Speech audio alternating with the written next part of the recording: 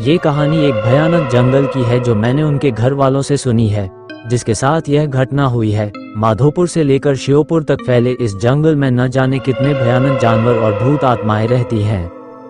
इस बार मैं श्योपुर रक्षाबंधन पर दीदी का यहाँ पर गया था। वहाँ के लोग उस जंगल के बारे में बताते रहते हैं कि इस जंगल में आत्माएं भूत प्रेत रहते हैं, तो मुझे तो वैसे भी भूत प्रेतों पर विश्वास है, शायद आप लोगों को भी हो। तो मैं 15 अगस्त को अपने जीजा जी के कॉलेज गया था। वहाँ के लोग उन्हें आचार्य जी कहते थे। 15 अगस्त का प्रोग्राम खत्म होते ही हम लोग जाने ही वाले थे कि वहाँ के पड़ोसी ने उन्हें घर पर चाय पीने को बुलाया। तब हम लोग उनके घर चाय पीने गए, ऐसे ही बातें हो रही थी। तब उन्होंने अपनी आप बीती कहानी बताई कि अभी कुछ दिनों पहले मेरे बेटे राजीव के साथ ऐसी घटना घटी है कि आपको क्या बताएं। राजीव के पिताजी ने बताया कि एक दिन मेरी तबीयत खराब हो गई थी। तब मैंने राजीव को जंगल से बकरियों के लिए चारा लाने के लिए भेज दिया था। राजीव वैसे तो कभी कभी जंगल जाता था, पर वो हमेशा काम से जी चुराता था। पर आज उसे मजबूरी में जंगल जाना पड़ा। वो रास्ते में चलता गया, उसे कहीं भी पास में चारा नहीं मिला, क्योंकि पास के सारे पेड़ तो पहले से ही बकरियों के लिए काट चुके थे। वो जंगल के और अंदर चला गया। वो घने जंगल में पहुंच गया, जहां पर बहुत पास पास पेड़ खड़े हुए थे। पेड़ इतने घने थे कि आसमान तो नजर ही नहीं आ रहा था। बरसात का टाइम था, अच्छी बरसात हो गई थी, तो पूरा जंगल हरा भरा हुआ था। पत्थरों पर पानी ऐसे बह रहा था जैसे साफ कोई झरना बह रहा हो। पहाड़ों से नीचे की ओर आता हुआ पत्थरों पर साफ पानी बह रहा था। वहां पर इतनी शीतलता थी कि उसकी देखते ही थकान दूर हो गई। उसने सोचा कि पहले मैं थोड़ा आराम कर लूं, फिर मैं पत्तियां काट कर घर चला जाऊंगा। थोड़ी देर ही हुई थी उसे सोए हुए। उसने सपना देखा कि वह चारे के चक्कर में बहुत दूर आ गया है और वह रास्ता भूल गया है।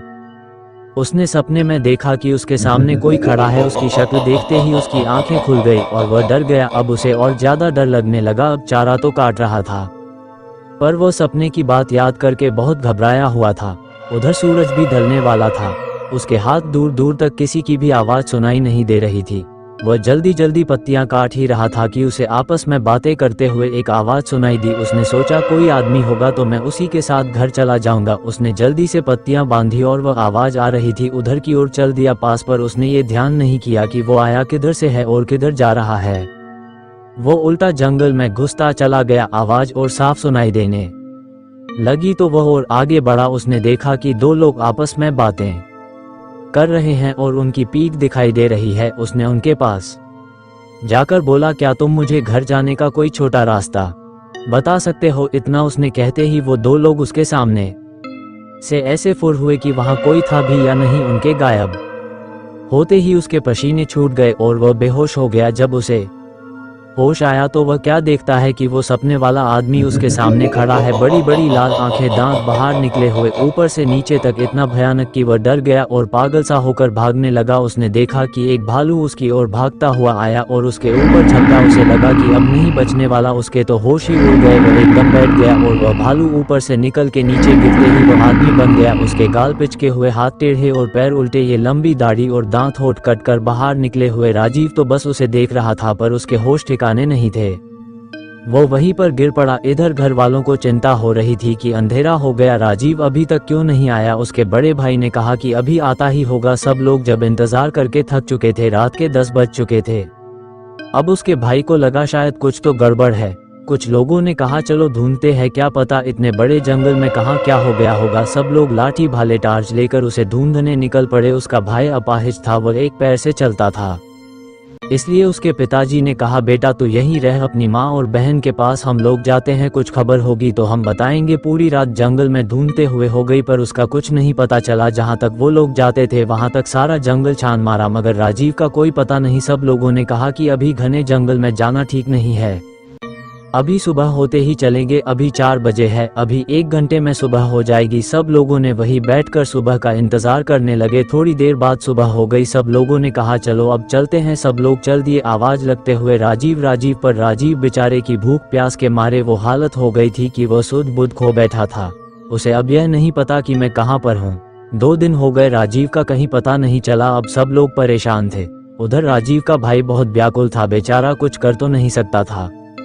वह जाकर अपने सामने खड़े हुए नीम के पेड़ के नीचे गड्ढा खोदने लगा और कहने लगा मेरा भाई आएगा, मेरा भाई आएगा। वो कहे जा रहा था। दोस्तों उस नीम पर वह रोज सुबह दूध चाहते थे। उसे अपने देवता का निवास मानते थे। इधर उसके भाई की पुकार सुन के उनके देवता निकल पड़े।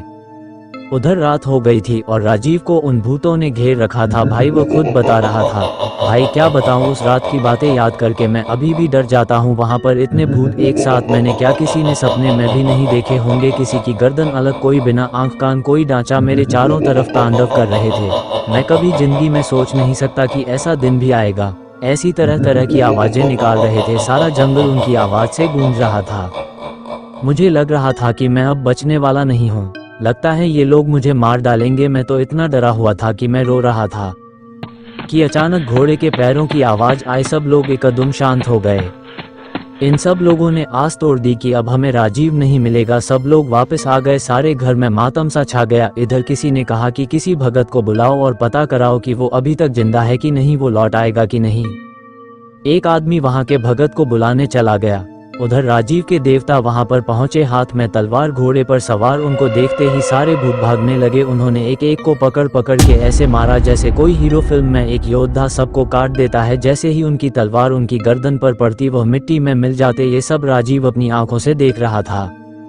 तब उस घुड़सवार ने कहा कि तुम अब चिंता मत करो, मैं आ गया हूँ और सुबह तक कोई तुम्हें लेने आ जाएगा। अब तुम बेफिक्र होकर सो जाओ। उनके आने से मेरा सारा डर खत्म हो गया और मैं आराम से सो गया।